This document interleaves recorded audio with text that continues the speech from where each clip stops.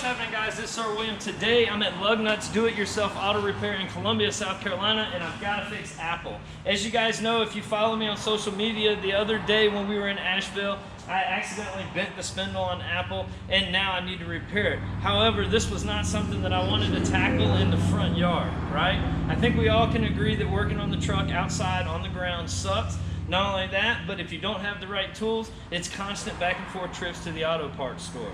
Today at LugNutz DIY Auto Repair in Columbia, South Carolina, I've got full access to this lift here. I've got all the tools that I need. Now I just need the motivation to get it done myself. Here is the source of the damage. As you can see, I can't barely stick my hand through the space between this spindle or turnbuckle and the actual tire.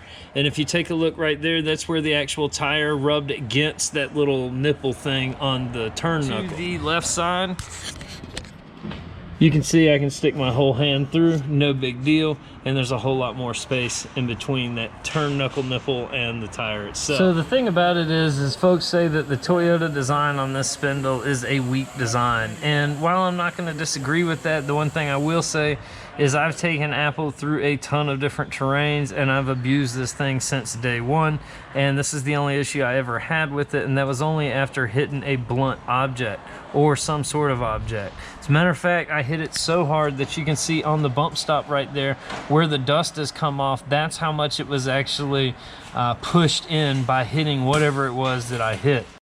So this is the new spindle slash turnbuckle right here. Not much to it. Looks just like the factory one. And as far as strength, it's got to at least be as strong as the factory one, which, like I said, the factory one's lasted me a pretty good long time.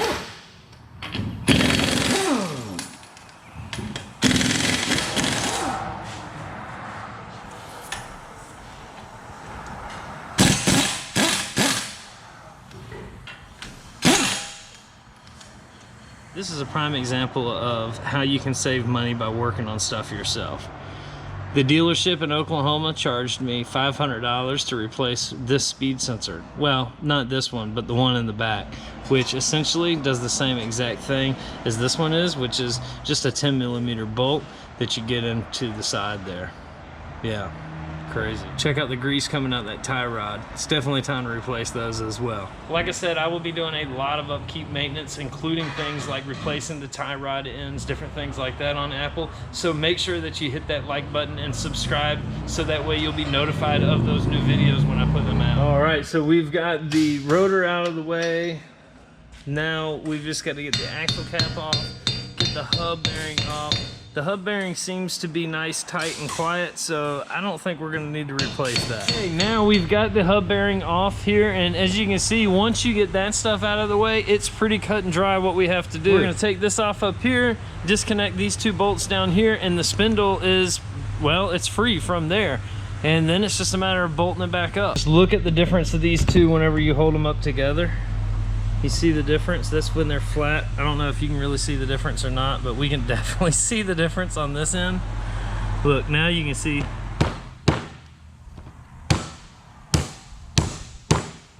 I ain't gonna lie to you guys, I've had a full-on seal fiasco. All right, so first I got the seal, tried to get it in there, messed it up as I was trying to get it in there, didn't go in. Went back to Napa, they didn't have any more of those seals, got another one. The seal that I picked up was a part number that was given to me by somebody that has done this before. Whenever they looked it up at Napa, they said that was not the right seal. They gave me this seal, which is 28739.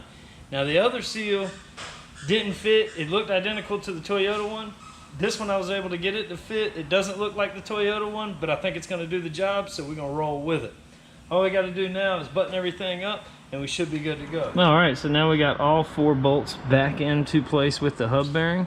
And she set down nice and neat inside of there. Now we need to tighten this guy back up with the big bolt. The one thing that I've noticed while I'm in here replacing this is that my little boot here on my tie rod end is actually, I don't know if you can see it, my little boot is actually torn and it's leaked out all of its grease. So we're gonna go ahead and take care of that while we're here.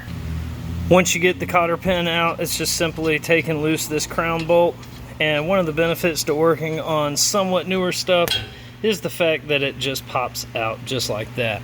As you can see, all the grease has basically worn out of the little joint down in there, and that's not a good thing. So we're gonna go ahead and replace it. Pro tip, what you're gonna wanna do is actually mark some kind of way where this bolt is, and the reason is you're still going to have this thing aligned whenever you get this done, but this will get you in the vicinity of where you need to be. Houston, we have a problem. Here's what happened. The string fell through the caliper fell to the ground, hung on to the hard brake line, and broke the hard brake line. None of the dealers had the brake line, so I had to buy this bolt piece of standard line from AutoZone. It's like $5, which honestly, the bent line from Toyota is $5 too, and they could have got it for me, but it would be tomorrow. I've got it stuck here on the lift at LugNutz DIY Auto Repair in Columbia, and I don't want to tie up their lift anymore, so I have to get this thing done today.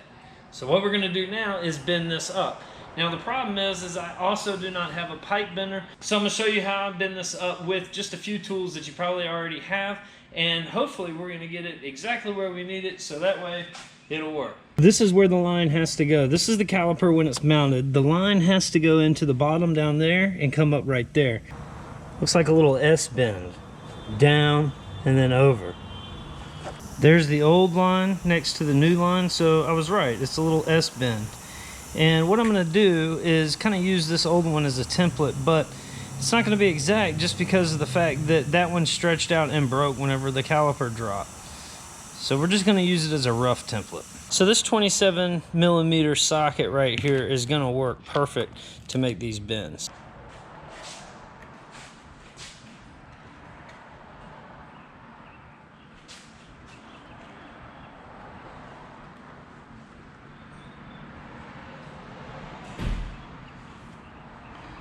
Here's my first bend.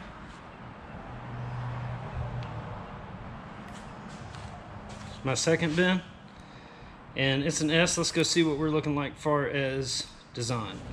All right, and after a few times of bending it and playing with it, you just gotta mess with it. But every time you bend it, you have to be careful because you don't want to kink this in any kind of way.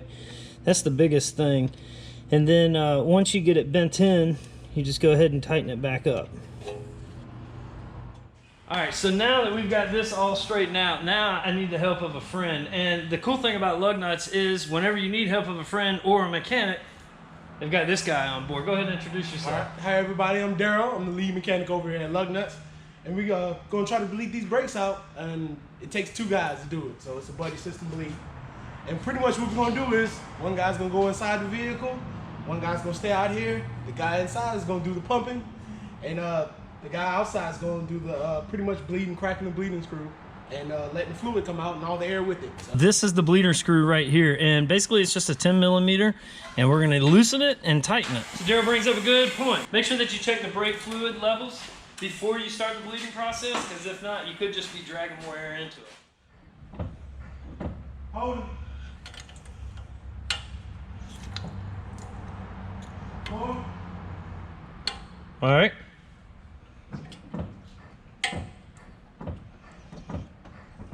Hold it.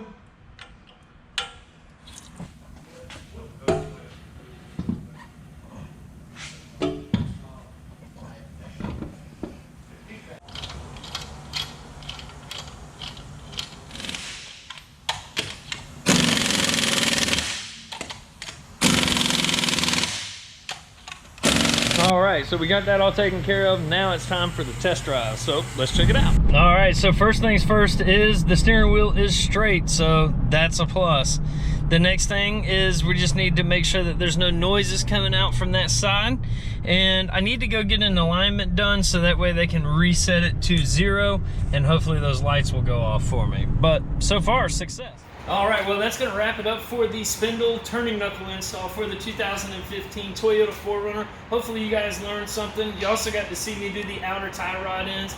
Huge shout out to LugNutz Do-It-Yourself Auto Repair here in Columbia, South Carolina for providing such a fantastic facility to do this in. I'm telling you now, it's a total game changer than having to try to do this thing on the ground laying on your back. That being said, if you're in Columbia, make sure that you check them out, and hopefully you learned something from this video. If you did, make sure you leave a comment down below, and until next time, peace.